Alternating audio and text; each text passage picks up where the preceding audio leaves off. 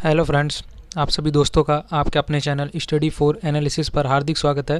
तो दोस्तों, जैसे कि आपको स्क्रीन में दिख रहा होगा कि आज हम लोग अपनी इंडियन पॉलिटी मतलब कि भारतीय राज्य व्यवस्था इसका प्रैक्टिस सेट नंबर आज तीसरा कर रहे हैं। इससे पहले हम लोग इसके 2 प्रैक्टिस सेट कर चुके हैं। आप प्लेलिस्ट के ऑप्शन में जाके पॉलिटी के सेक्शन में जाके चेक करिए, आपको दोनों प्रैक्टिस सेट वहीं मिल जाएंगे। दोस्तों, इस प्रैक्टिस सेट में हम लोग टॉप 50 महत्वपूर्ण पूछे गए प्रश्न प्रीवियस ईयर के डिस्कस करते हैं, जो कि हमारे सभी प्रतियोगी परीक्षाओं के लिए उपयोगी क्लास होती है। और वीडियो को आप ज़रूर देखें, क्योंकि वीडियो को बिना स्किप किया अगर आप पूरा देखेंगे तो जो प्रश्न हमारे द्वारा आपको बताए जाते हैं वो आपको सटीक तरह से पूरे याद हो जाएंगे। और 1-2 बार अगर आप वीडियो रिपीट करके देख लेंगे, फिर आपको वीडियो देखने की ज़रूरत नहीं पड़ेगी, वह प्रश्न आपको बिल्कुल 100% याद हो जाएंगे। तो दोस्तों, वीडियो को ज़रूर देखिए और वीडियो देखने के बाद आप डिस्क्रिप्शन बॉक्स में जाके पीडीएफ फाइल के लिंक में क्लिक करके पीडीएफ फाइल को भी डाउनलोड करके पढ़ सकते हैं। चलिए दोस्तों, हम लोग आज का अपना प्रैक्टिस सेट नंबर तीसरा शुरू करते हैं। पहला प्रश्न है, राज्यसभा के सदस्यों को विधानसभा के सदस्य कैसे चुनते हैं? ऑप्शन ए प्रत्यक्ष मतदान द्वारा, ऑप्शन नंबर बी गुहा मतदान द्वारा, ऑप्शन नंबर सी संचित मतदान योजना द्वारा, या फिर ऑप्शन नंबर डी इनमें से कोई नहीं। तो इस क्वेश्चन का जो हमारा राइट आंसर हुआ है ऑप्शन नंबर ए प्रत्यक्ष मतदान द्वारा राज्यसभा के सदस्यों को विधानसभा के सदस्य चुनते हैं। अगला प्रश्न है, प्रश्न नंबर दूसरा है, किस पंचवर्षीय योजना ने भारत में पंचायती राज प्रारंभ करने की सिफारिश की थी? ऑप्शन नंबर ए पहली, ऑप्शन नंबर बी दूसरी, ऑप्शन नंबर हमारा सी है तीसरी, या फिर ऑप्शन नंबर डी इनमें से कोई नहीं। तो इस प्रश्न का जो हमारा सही उत्तर होगा वह है ऑप्शन नंबर बी दूसरी पंचवर्षीय योजना ने भारत में पंचायती राज प्रारंभ करने की सिफारिश की थी। प्रश्न नंबर तीसरा है, स्पीकर किस समिति का पदेन सभापति होता है? ऑप्शन नंबर ए लोक लेखा समिति, ऑप्शन नंबर बी हमारा नियम समिति, ऑप्शन नंबर सी सार्वजनिक संस्थान समिति, या फिर हमारा ऑप्शन नंबर डी उपर्युक्त सभी। तो इस प्रश्न का जो हमारा सही उत्तर होगा वह है ऑप्शन नंबर बी नियम समिति का पदेन सभापति होता है हमारा स्पीकर, मतलब कि लोकसभा का अध्यक्ष।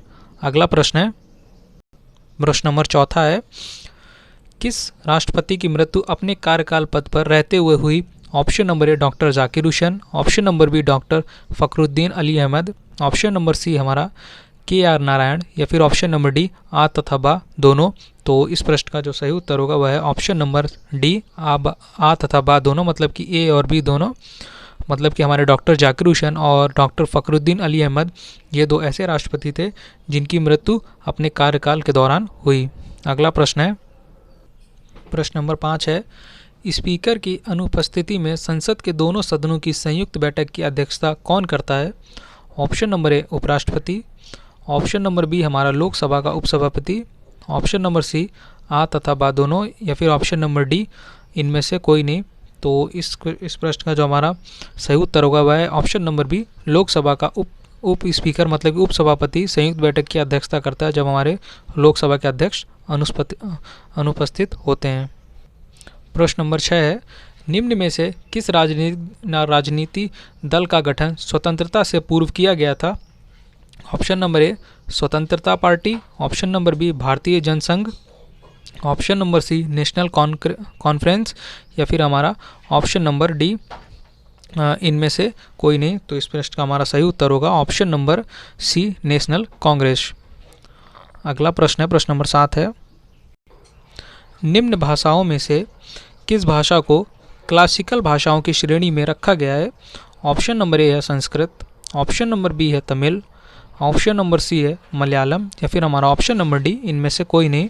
तो इस प्रश्न का जो हमारा सही उत्तर होगा वह है ऑप्शन नंबर बी तमिल भाषा को क्लासिकल भाषा के रूप में रखा गया है। प्रश्न नंबर हमारा 8वां है, किस प्रधानमंत्री के कार्यकाल में दल बदल विरोधी अधिनियम पारित किया गया? ऑप्शन नंबर ए है Indira Gandhi, option number B Rajiv Gandhi, option number C VP Singh, या फिर option number D Atal Bihari Vajpayee. तो इस प्रश्न का जो सही उत्तर होगा वह है option number B Rajiv Gandhi ji के समय में दल बदल विरोधी अधिनियम पारित किया गया था, मतलब कि जो 52वां संविधान संशोधन 1985 के समय किया गया था। प्रश्न नंबर 9 है, किस राज्य में सूचना अधिकार का प्रयोग सर्वप्रथम किया गया? ऑप्शन नंबर ए है राजस्थान, ऑप्शन नंबर बी है Paschim Bangal, option number C Kerala, या फिर ऑप्शन नंबर डी हमारा हिमाचल प्रदेश। तो इस प्रश्न का जो हमारा सही उत्तर होगा वह ऑप्शन नंबर ए राजस्थान में किया गया। अगला प्रश्न है, प्रश्न नंबर 10 है, किस राज्य में सर्वप्रथम राष्ट्रपति शासन लागू किया गया? Option number A Kerala, option number B Punjab, option number C Uttar Pradesh, या फिर option number D Paschim Bangal. तो इस प्रश्न का जो हमारा सही उत्तर होगा वह है ऑप्शन नंबर बी, पंजाब में सर्वप्रथम राष्ट्रपति शासन लगाया गया भार्गव सरकार के विरुद्ध। प्रश्न नंबर 11 है, पहली बार किसी भी राज्य में राष्ट्रपति शासन कब लागू किया गया? Option number A 1952, option number B 1954, option number C 1956, या फिर ऑप्शन नंबर डी 1957। तो इस प्रश्न का जो हमारा सही उत्तर होगा वह ऑप्शन नंबर ए 1952 में सर्वप्रथम राष्ट्रपति शासन लागू किया गया था। अगला प्रश्न है, प्रश्न नंबर 12 है, निम्न में से कौन संविधान सभा का उपसभापति चुना गया? Option number A H C. Mukherjee, option number B B N. Rao, option number C K M. Munshi, या फिर option number D D P. Khaitan. तो इस प्रश्न का हमारा सही उत्तर होगा वह है option number A H C. Mukherjee ji को संविधान सभा का उपाध्यक्ष नियुक्त किया गया था। अगला प्रश्न है, प्रश्न नंबर 13 है, जवाहरलाल नेहरू द्वारा प्रस्तावित उद्देश्य प्रस्ताव को संविधान सभा ने कब स्वीकार किया? ऑप्शन नंबर ए 25 जनवरी 1947, ऑप्शन नंबर बी 22 जनवरी 1947, ऑप्शन नंबर सी 26 जनवरी 1947, या फिर ऑप्शन नंबर डी 26 जनवरी 1949। तो इस प्रश्न का हमारा सही उत्तर होगा कि जवाहरलाल नेहरू द्वारा जो उद्देश्य प्रस्ताव पेश किया गया था संविधान सभा ने इसे ऑप्शन नंबर बी 22 जनवरी 1947 को स्वीकार किया था। अगला क्वेश्चन है, क्वेश्चन नंबर 14 है, प्रथम पिछड़ा वर्ग आयोग का अध्यक्ष कौन था? Option A K R. Narayan, option number B Kaka Kelkar, option number C D P. Mandal, या फिर ऑप्शन नंबर डी इनमें से कोई नहीं। तो इस प्रश्न का जो हमारा सही उत्तर होगा वह option number B Kaka Kelkar जी प्रथम पिछड़ा वर्ग आयोग के अध्यक्ष थे। अगला प्रश्न है, प्रश्न नंबर 15 है, किस देश में वित्त विधेयक केवल उच्च सदन में प्रस्तावित किए जाते हैं? Option number A Japan, option number हमारा बी है फ्रांस, ऑप्शन नंबर सी है ऑस्ट्रेलिया, या फिर ऑप्शन नंबर डी इनमें से कोई नहीं। तो इस प्रश्न का जो सही उत्तर होगा ऑप्शन नंबर ए जापान में वित्त विधेयक केवल उच्च सदन में पेश किए जाते हैं। क्वेश्चन नंबर 16 है, इस समय संविधान में सम्मिलित कुल कितने मौलिक कर्तव्य हैं? Option number A 10, option number B 11, option number C 12, या फिर ऑप्शन नंबर डी 13। तो इस प्रश्न का हमारा सही उत्तर होगा ऑप्शन नंबर बी 11। वर्तमान समय में 11 मौलिक कर्तव्य हैं। अगला प्रश्न है, प्रश्न नंबर 17 है, भारतीय राज्यों के भूतपूर्व शासकों के प्रीवी पर्षों को संविधान के किस संशोधन द्वारा समाप्त किया गया? ऑप्शन नंबर ए 24वें संशोधन, ऑप्शन नंबर बी है 25वें संशोधन, ऑप्शन नंबर सी 26वें संशोधन, या फिर ऑप्शन नंबर डी 28वें संशोधन। तो इस प्रश्न का जो हमारा सही उत्तर होगा वह है ऑप्शन नंबर सी 26वें संशोधन द्वारा प्रीवी पर्षों को समाप्त किया गया। अगला प्रश्न है, प्रश्न नंबर 18 है, निम्न में से कौन प्रधानमंत्री के पद पर नियुक्त के समय राज्यसभा का सदस्य था? ऑप्शन नंबर ए चरण सिंह, मतलब कि Chaudhary Charan Singh ji, option number E Narasimha Rao, option number C Lal Bahadur Shastri, या फिर ऑप्शन नंबर डी इनमें से कोई नहीं। तो इस प्रश्न का हमारा सही उत्तर होगा ऑप्शन नंबर डी इनमें से कोई नहीं ऐसा प्रधानमंत्री था जो कि राज्यसभा का सदस्य हो जब वह प्रधानमंत्री नामित किया गया हो। क्वेश्चन नंबर 19 है, वर्तमान लोकसभा में सीटों का बंटवारा किस जनगणना के आधार पर किया गया है? Option number A 2001, option number B 1991, option number C 1981, या फिर ऑप्शन नंबर डी 1971। तो इस प्रश्न का जो हमारा सही उत्तर होगा वह ऑप्शन नंबर डी 1971 में की जनगणना पर आधारित है। अगला प्रश्न है, प्रश्न नंबर 20 है, जसराज चोपड़ा पैनल की नियुक्ति किस समस्या पर विचार करने के लिए की गई थी? इसके ऑप्शंस हैं, ऑप्शन नंबर ए गोधारा दंगों की जांच के लिए, ऑप्शन नंबर बी शैक्षिक संस्थानों में रैगिंग की समस्या, या फिर ऑप्शन नंबर सी गुर्जरों को अनुसूचित जाति की श्रेणी में सम्मिलित करने संबंधित, या फिर ऑप्शन नंबर डी इनमें से कोई नहीं। तो इस प्रश्न का जो हमारा सही उत्तर होगा वह है ऑप्शन नंबर सी हमारा, गुर्जरों को अनुसूचित जाति की श्रेणी में सम्मिलित करने से संबंधित था जसराज चोपड़ा पैनल। अगला प्रश्न है, प्रश्न नंबर 21 है, 13वें वित्त आयोग का अध्यक्ष कौन है? Option number A Vijay Kelkar, option number B C Rangarajan, option number C K C Pant या फिर ऑप्शन नंबर डी इनमें से कोई नहीं। तो इस प्रश्न का हमारा राइट आंसर होगा है ऑप्शन नंबर हमारा ए विजय केलकर 13वें वित्त आयोग के अध्यक्ष थे। प्रश्न नंबर 22 है, निम्न में से किसे राष्ट्रीय भूमि सुधार परिषद का अध्यक्ष नियुक्त किया गया? Option number A Pranab Mukherjee, option number B Manmohan Singh, option number C है हमारा एम वीरप्पा मोइली या फिर option number D NR Madhav Menon. तो इस प्रश्न का हमारा राइट आंसर होगा option number B, Manmohan Singh ji को राष्ट्रीय भूमि सुधार परिषद का अध्यक्ष नियुक्त किया गया था। अगला प्रश्न है, प्रश्न नंबर 23 है, किस विधेयक द्वारा सरकार को राजस्व एकत्रित करने का अधिकार प्रदान किया जाता है? ऑप्शन नंबर ए आर्थिक विधेयक, ऑप्शन नंबर बी वित्त विधेयक, ऑप्शन नंबर सी आ और बा दोनों या फिर ऑप्शन नंबर डी इनमें से कोई नहीं। तो इस प्रश्न का हमारा सही उत्तर होगा ऑप्शन नंबर बी वित्त विधेयक। अगला प्रश्न है, प्रश्न नंबर 24 है, बम्बई, मद्रास तथा कोलकाता उच्च न्यायालयों की स्थापना कब की गई थी? Option number A 1948, option number B है हमारा 1950, ऑप्शन नंबर सी 1935 या फिर ऑप्शन नंबर डी हमारा 1861। तो इस प्रश्न का हमारा सही उत्तर होगा वह है ऑप्शन नंबर डी 1861 में बम्बई, मद्रास और कलकत्ता उच्च न्यायालयों की स्थापना की गई थी। अगला प्रश्न है, प्रश्न नंबर 25 है, प्रथम अल्पसंख्यक आयोग की स्थापना कब की गई? ऑप्शन नंबर ए है हमारा 1964, option number B 1954, option number C है 1984 या फिर ऑप्शन नंबर डी हमारा 1979। तो इस प्रश्न का हमारा सही उत्तर होगा वह है ऑप्शन नंबर डी 1979 को प्रथम अल्पसंख्यक आयोग का गठन किया गया।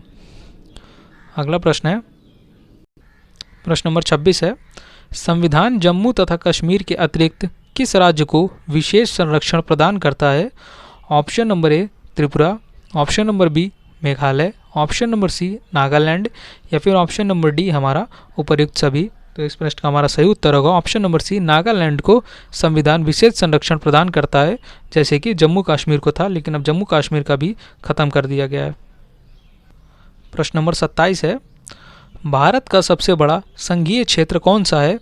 Option number A Lakshadweep, option number B Daman Diu, option number C Chandigarh या फिर ऑप्शन नंबर डी हमारा पुदुचेरी। तो इस प्रश्न का हमारा सही उत्तर होगा ऑप्शन नंबर डी पुदुचेरी। जो ये सभी ऑप्शंस दिए गए हैं इन सब ऑप्शंस में सबसे बड़ा संघीय क्षेत्र है। अगला प्रश्न है, प्रश्न नंबर 28 है, कौन उपराष्ट्रपति पद पर कार्य किए बिना राष्ट्रपति बना? Option number A V V Giri, option number B doctor Zakir Hussain, option number C doctor S Radhakrishnan या फिर ऑप्शन नंबर डी हमारा प्रणब मुखर्जी। तो इस प्रश्न का हमारा सही उत्तर होगा ऑप्शन नंबर डी, हमारे भारत रत्न प्राप्तकर्ता डॉक्टर प्रणब मुखर्जी जी उपराष्ट्रपति भी नहीं थे, मतलब कि यह राष्ट्रपति बनते समय उपराष्ट्रपति पद पर नहीं थे। प्रश्न नंबर हमारा 29 है, निम्नलिखित में से कौन सा पंचशील का सिद्धांत नहीं है? ऑप्शन नंबर ए शांतिपूर्ण सह-अस्तित्व, ऑप्शन नंबर बी गुट निरपेक्षता, ऑप्शन नंबर सी है आंतरिक मामलों में हस्तक्षेप न करना या फिर ऑप्शन नंबर डी क्षेत्रीय अखंडता व प्रभुता का सम्मान करना। तो इस प्रश्न का हमारा सही उत्तर होगा कि जो पंचशील का सिद्धांत नहीं है वह है ऑप्शन नंबर बी गुट निरपेक्षता। अगला प्रश्न है, प्रश्न नंबर 30 है, भारत सरकार ने किन देशों में बसने वाले भारतीय प्रवासियों को दोहरी नागरिकता प्रदान की है? ऑप्शन नंबर ए वह देश जिनके साथ भारत के राजनीतिक संबंध है, ऑप्शन नंबर बी केवल खाड़ी देश के क्षेत्र के देश को या फिर ऑप्शन नंबर सी सभी देश को या फिर ऑप्शन नंबर हमारा जो डी है केवल कुछ देशों को। तो इसमें इस प्रश्न का जो सही उत्तर होगा वह है ऑप्शन नंबर डी केवल कुछ देशों को ही दिया गया है। प्रश्न नंबर 31 है हमारा, संसद द्वारा पारित विधेयक पर राष्ट्रपति किस प्रकार की वीटो का प्रयोग कर सकता है? ऑप्शन नंबर ए सीमित वीटो या फिर ऑप्शन नंबर बी स्थगन वीटो, ऑप्शन नंबर सी जेबी वीटो या फिर ऑप्शन नंबर डी उपरोक्त सभी। तो इस प्रश्न का हमारा सही उत्तर होगा उपरोक्त सभी, क्योंकि हमारा जो राष्ट्रपति होता है वह इन सभी वीटो का प्रयोग कर सकते हैं। क्वेश्चन नंबर हमारा 32 है, संसद के दोनों सदनों की बैठक कब बुलाई जाती है? ऑप्शन नंबर ए, राष्ट्रपति के वार्षिक अभिभाषण के लिए। ऑप्शन नंबर बी है राष्ट्रपति के विशेष अभिभाषण के लिए। या फिर ऑप्शन नंबर सी है किसी विधेयक पर दोनों सदनों के मतभेद मिटाने के लिए। या फिर ऑप्शन नंबर डी उपरोक्त सभी। तो इस प्रश्न का हमारा सही उत्तर होगा ऑप्शन नंबर डी उपरोक्त सभी। इन सभी विषयों के लिए हम संयुक्त अधिवेशन बुलाते हैं, जिसकी अध्यक्षता लोकसभा अध्यक्ष करते हैं और बुलाया राष्ट्रपति जी के द्वारा जाता है। प्रश्न नंबर 33 है, निम्न में से कौन सी शक्ति सर्वोच्च न्यायालय को प्राप्त है? ऑप्शन नंबर ए, न्यायिक पुनः अवलोकन। ऑप्शन नंबर बी, कानूनी पुनः अवलोकन। ऑप्शन नंबर सी है राजनीतिक पुनः अवलोकन। या फिर ऑप्शन नंबर डी, इनमें से कोई नहीं। तो इस प्रश्न का हमारा सही उत्तर होगा न्यायिक पुनः अवलोकन। यह शक्ति न्यायालयों को प्राप्त है और यह केवल सर्वोच्च न्यायालय को ही प्राप्त है, जो कि हमने यूएसए के संविधान से लिया है। क्वेश्चन नंबर 34 है, संविधान के किस अनुच्छेद में भारत रत्न, पद्मश्री इत्यादि अलंकृत उपाधियों की स्थापना की गई? ऑप्शन नंबर ए है अनुच्छेद 14। ऑप्शन नंबर बी अनुच्छेद 18। ऑप्शन नंबर सी है अनुच्छेद 26। या फिर हमारा ऑप्शन नंबर डी, इनमें से कोई नहीं।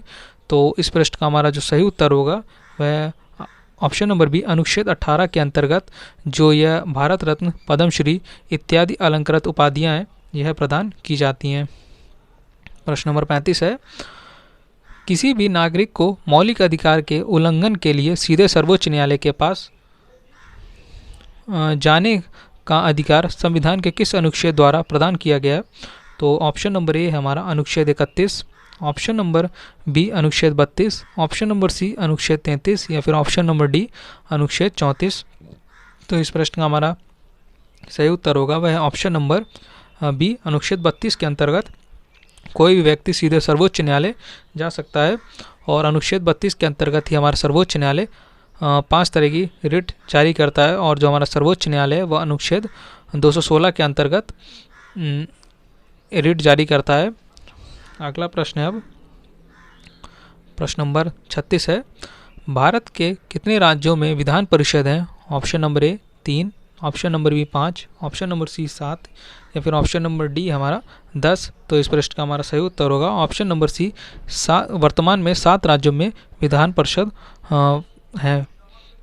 ऑप्शन नंबर हमारा क्वेश्चन नंबर 37 है, प्रशासनिक प्राधिकरण के निर्णय के विरुद्ध कोई भी पीड़ित सरकारी कर्मचारी किसके सम्मुख अपील कर सकता है? ऑप्शन नंबर ए सर्वोच्च न्यायालय। ऑप्शन नंबर बी उच्च न्यायालय। ऑप्शन नंबर सी राष्ट्रपति। या फिर ऑप्शन नंबर डी हमारा उपर्युक्त सभी। तो इस प्रश्न का हमारा सब इस प्रश्न का सही उत्तर होगा ऑप्शन नंबर ए, सर्वोच्च न्यायालय के पास अपील कर सकता है कोई भी प्रशासनिक प्राधिकरण के निर्णय के विरुद्ध कोई भी पीड़ित सरकारी कर्मचारी। अगला प्रश्न है अब प्रश्न नंबर 38 है, लोकसभा को अनिश्चित काल के लिए कौन स्थगित कर सकता है? ऑप्शन नंबर ए है राष्ट्रपति। ऑप्शन नंबर बी प्रधानमंत्री। Option number C speaker. या फिर ऑप्शन नंबर डी है इनमें से कोई नहीं।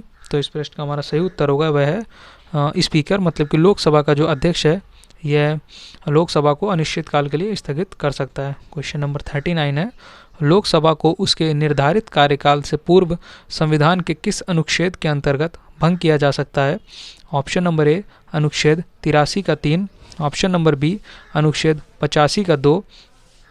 ऑप्शन नंबर हमारा सी है अनुच्छेद 81। या फिर ऑप्शन नंबर डी है इनमें से कोई नहीं। तो इस प्रश्न का हमारा सही उत्तर होगा अनुच्छेद 85 के 2, मतलब कि ऑप्शन नंबर बी इस प्रश्न का सही उत्तर होगा। लोकसभा को उसके निर्धारित कार्यकाल से पूर्व भी संविधान के अनुच्छेद 85 के 2 के अनुच्छेद के अंतर्गत भंग किया जा सकता है। क्वेश्चन नंबर 40 है, इसमें यह पूछा गया है कि कितनी बार लोकसभा को उसके निर्धारित कार्यकाल से पूर्व भंग किया गया है? Option number A 6। Option number B 5। Option number C 4। या फिर ऑप्शन नंबर डी 3। तो इस प्रश्न का हमारा सही उत्तर होगा ऑप्शन नंबर ए 6 बार लोकसभा को उसके कार्यकाल पूर्ण होने से पहले भी भंग किया गया है। प्रश्न नंबर हमारा 41 है, भारत के संविधान के भाग 3 का जो मौलिक अधिकार से संबंधित है कहा गया है? ऑप्शन नंबर ए है भारत का मैग्ना कार्टा।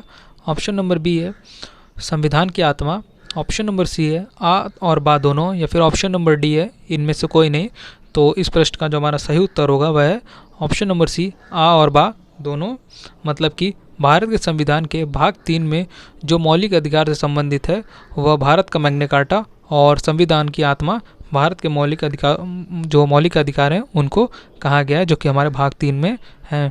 प्रश्न नंबर 42 है, आर्थिक नियोजन का विषय है ऑप्शन नंबर ए संघ सूची, ऑप्शन नंबर बी राज्य सूची, ऑप्शन नंबर सी समवर्ती सूची या फिर ऑप्शन नंबर डी इनमें से कोई नहीं। तो इस प्रश्न का जो हमारा सही उत्तर होगा वह है ऑप्शन नंबर सी, समवर्ती सूची का विषय है आर्थिक नियोजन। क्वेश्चन नंबर हमारा 43 है, वर्तमान में 8वीं अनुसूची में दी गई कुल भाषाओं की संख्या कितनी है? Option number A 22, option number B है 19, ऑप्शन नंबर सी 18 या फिर ऑप्शन नंबर डी इनमें से कोई नहीं। तो इस प्रश्न का हमारा सही उत्तर होगा ऑप्शन नंबर ए, वर्तमान समय में जो हमारे भारतीय संविधान की 8वीं अनुसूची में कुल 22 तरह की भाषाओं का वर्णन किया गया है, लेकिन खास बात इसमें यह है कि इसमें अंग्रेजी को शामिल नहीं किया गया इन 22 भाषाओं में। दोस्तों अब हम अगले क्वेश्चन में चलते हैं। प्रश्न नंबर 44 है, निम्नलिखित में से कौन सी 4 भाषाएं संविधान की 8वीं अनुसूची में सम्मिलित की गई हैं? Option number A Bodo, Maithili, Santhali तथा Dogri, option number B Bodo, Maithili, Konkani तथा Dogri, option number C Andamani, Bodo, Santhali तथा कोंकणी या फिर option number C Bodo, Maithili, Santhali तथा कोंकणी। तो इस प्रश्न का हमारा सही उत्तर होगा वह है option number A, Bodo, Maithili, Santhali तथा डोगरी भाषा 8वीं अनुसूची में बाद में जोड़ी गई हैं, जो कि हमारा 92वां संविधान संशोधन था उसके माध्यम से। प्रश्न नंबर 45 है, निम्नलिखित में से पंचायत की आय के साधनों में कौन सा असत्य है? ऑप्शन नंबर ए आयकर, ऑप्शन नंबर बी संपत्ति कर, ऑप्शन नंबर सी सरकारी अनुदान या फिर ऑप्शन नंबर डी उपर्युक्त सभी। तो इस प्रश्न का हमारा सही उत्तर होगा ऑप्शन नंबर ए आयकर, क्योंकि आयकर के माध्यम से जो हमारी पंचायत की जो आय है यह उसमें निर्भर नहीं करती है। आयकर से पंचायत को 1 भी रुपये नहीं दिया जाता है। प्रश्न नंबर 46 है, क्वेश्चन नंबर 46, वर्ष 2014 में निर्वाचित की गई लोकसभा देश की ऑप्शन नंबर ए 11वीं लोकसभा, ऑप्शन नंबर बी 12वीं लोकसभा या फिर ऑप्शन नंबर सी 13वीं लोकसभा या फिर ऑप्शन नंबर डी 14वीं लोकसभा। तो इस प्रश्न का हमारा सही उत्तर होगा जो वर्ष 2014 में लोकसभा निर्वाचित की गई थी वह हमारी 14वीं लोकसभा थी। अगला प्रश्न है, प्रश्न नंबर 47 है, प्रथम बार राज्यसभा का गठन कब किया गया? ऑप्शन नंबर ए है 26 जनवरी 1950, ऑप्शन नंबर बी 1 जनवरी 1952, ऑप्शन नंबर सी 3 अप्रैल 1952 या फिर ऑप्शन नंबर डी 15 अगस्त 1952। तो इस प्रश्न का जो सही उत्तर होगा वह है ऑप्शन नंबर सी 3 अप्रैल 1952 को प्रथम लोकसभा का गठन किया गया था। अगला प्रश्न है अब क्वेश्चन नंबर 48 है हमारा, निम्नलिखित में से किसे भारत के संविधान का पिता माना जाता है? ऑप्शन नंबर ए है doctor BR Ambedkar ji, option number B है BN Rao, option number C है हमारा डॉक्टर राजेंद्र प्रसाद जी या फिर option number D KM Munshi. तो इस प्रश्न का हमारा जो सही उत्तर होगा वह है option number A doctor BR Ambedkar, मतलब डॉक्टर बाबा साहब भीमराव अम्बेडकर जी को भारतीय संविधान का पिता माना जाता है, क्योंकि जो हमारी प्रारूप समिति मतलब कि ड्राफ्टिंग कमेटी थी उसमें जो 7 सदस्य कुल मिला के थे, और जो हमारी प्रारूप समिति में का जो मसौदा तैयार किया था वो उसके जो अध्यक्ष हमारे डॉक्टर भीमराव अम्बेडकर जी थे। तो संविधान का निर्माण करने में डॉक्टर भीमराव अम्बेडकर जी की महत्वपूर्ण भूमिका, इस वजह से संविधान का पिता हम डॉक्टर भीमराव अम्बेडकर को कहते हैं। अगला प्रश्न है, प्रश्न नंबर 49 है, 7 केंद्र शासित क्षेत्रों में से कितने क्षेत्रों में विधानसभाएं हैं? Option number A 2, option number B 3, option number C 4 या फिर ऑप्शन नंबर डी हमारा इनमें से कोई नहीं। तो इस प्रश्न का हमारा सही उत्तर होगा वह ऑप्शन नंबर ए 2, क्योंकि जो हमारे 7 केंद्र शासित प्रदेश हैं 8 केंद्र शासित प्रदेश हो गए हैं, उनमें से केवल 2 केंद्र शासित प्रदेशों में ही विधानसभाएं, जिनमें से एक हो गई हमारी दिल्ली और एक हो गई पुदुचेरी, और ये 2 केंद्र शासित प्रदेश के जो विधानसभाएं इनके जो सदस्य होते हैं वह राष्ट्रपति के चुनाव में भी भाग लेते हैं। अगला प्रश्न है, प्रश्न नंबर 50 है और आज की वीडियो के हमारा अंतिम प्रश्न है, निम्न राज्यों में सबसे बड़ी विधान परिषद किस राज्य में है? ऑप्शन नंबर ए है कर्नाटक, ऑप्शन नंबर बी है Bihar, option number C Maharashtra, या फिर ऑप्शन नंबर डी हमारा उत्तर प्रदेश। तो इस प्रश्न का हमारा सही उत्तर होगा option number D, Uttar Pradesh राज्य की विधानसभा यह पूरे देश में सबसे बड़ी विधान परिषद है, क्योंकि उत्तर प्रदेश की विधान परिषद में सदस्य की संख्या है वह 100 है कुल मिला के, क्योंकि जो उत्तर प्रदेश है इसमें जनसंख्या काफ़ी होने के कारण यहाँ से विधान परिषद के सदस्यों की संख्या भी ज़्यादा है, और इस वजह से ही जो उत्तर प्रदेश की विधान परिषद है यह सबसे बड़ी विधान परिषद है पूरे देश में। तो दोस्तों ये थे हमारे टॉप 50 क्वेश्चंस पॉलिटी के, और जो हमारा आज का ये प्रैक्टिस सेट नंबर 3 था। तो दोस्तों आप अपना स्कोर ज़रूर बताएं कि आपका कितना स्कोर आया, 50 क्वेश्चंस में आपने कितने सही किए। तो दोस्तों वीडियो को ज़रूर देखें, क्योंकि यह प्रैक्टिस सेट आपके लिए बहुत ही महत्वपूर्ण है, क्योंकि इसमें जो भी क्वेश्चंस कराए जाते हैं वो आप प्रीवियस ईयर क्वेश्चंस में एग्ज़ाम में जो पूछे गए क्वेश्चंस हैं उसके उसी के हिसाब से कराए जाते हैं, और वही क्वेश्चंस आपको कराए जाते हैं। ये सभी क्वेश्चंस आपके प्रीवियस ईयर एग्ज़ाम में पूछे गए हैं और आने वाले एग्ज़ाम में भी पूछे जा सकते हैं। तो दोस्तों वीडियो को ज़रूर देखें, और वीडियो देखने के बाद आप PDF फाइल के लिंक में क्लिक करके PDF फाइल को भी डाउनलोड करके पढ़ सकते हैं। आपको PDF फाइल डिस्क्रिप्शन बॉक्स में मिल जाएगी। तो दोस्तों आज के लिए इतना ही। अगर आपको वीडियो अच्छा लगा तो वीडियो को लाइक, शेयर और अपने चैनल स्टडी फॉर एनालिसिस को सब्सक्राइब जरूर करिए। आप सभी दोस्तों का thank you for watching video.